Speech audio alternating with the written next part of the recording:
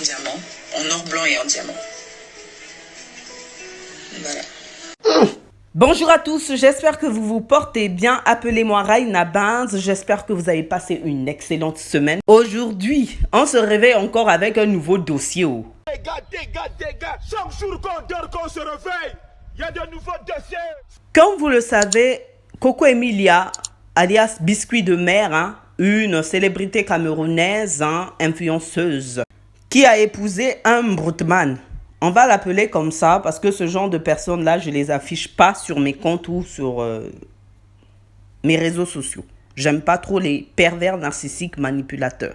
En épousant ce broutman, elle avait cru qu'elle avait eu un jackpot. Donc le mariage là, c'était le mariage de l'année. Un mariage où si tu rates là, maman, ça veut dire tu es personne, tu n'es ni connu ni vu.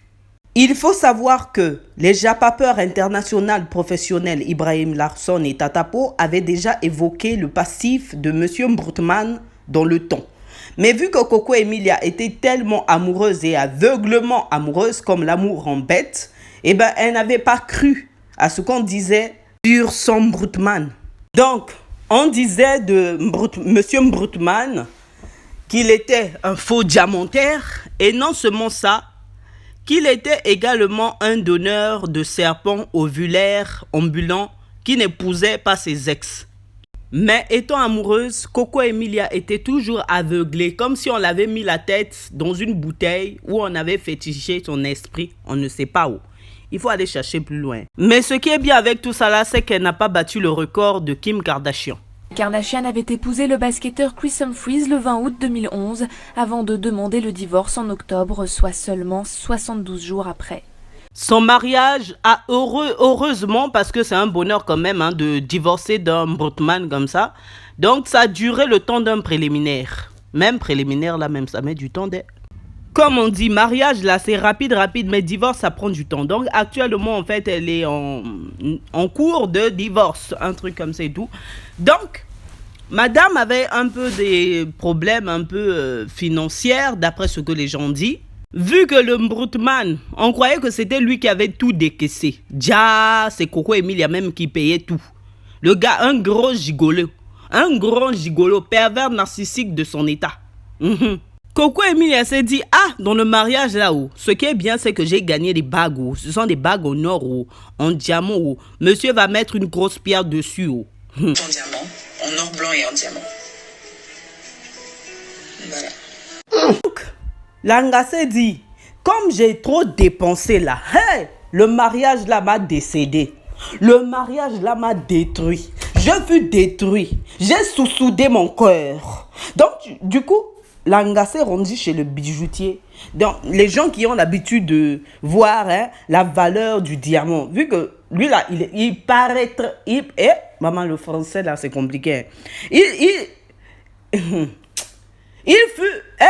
Il s'était présenté comme un diamantaire. Donc, Langa part chez le bijoutier pour vérifier la valeur du diamant. C'est pas elle arrive là-bas, elle fut traumatisée par l'information.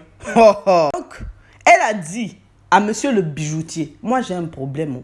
Pardon, j'ai sous-soudé mon cœur, j'ai sous-soudé mon compte, j'ai sous-soudé mon mariage. Donc, mon cher, faut faire, tu vas m'aider à vendre seulement ces bagues-là. Le gars avait sa loupe. Il a regardé d'abord la première fois les bagues. Il dit, peut-être que je faute. Il a rapproché la loupe même de la bague pour voir diamant qui scintille, qui brille dessus là. Il a donc dit, ma chérie, je suis désolé pour toi. Mais tes bagues là ne valent même pas un péco, ni un rond, ma chérie. Traduction, ma chérie, tu n'étais pas avec un diamantaire, mais un diamanteur. Il t'a bien menti jusqu'à il a lapé ton cœur. Ma chérie, faut rentrer chez toi. Moi, je vais fermer ma boutique.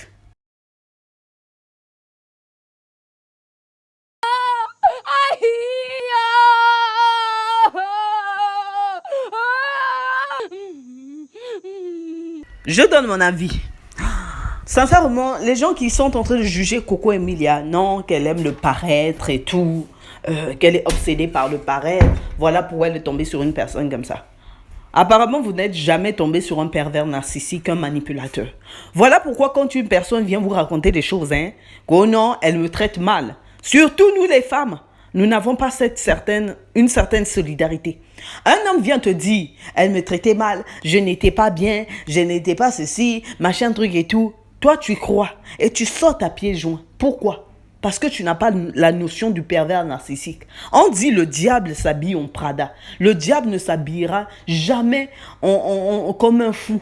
Pourquoi? Parce qu'il doit te séduire, parce qu'il doit t'attirer, parce qu'il doit te faire tomber dans ses filets. C'est ça en fait.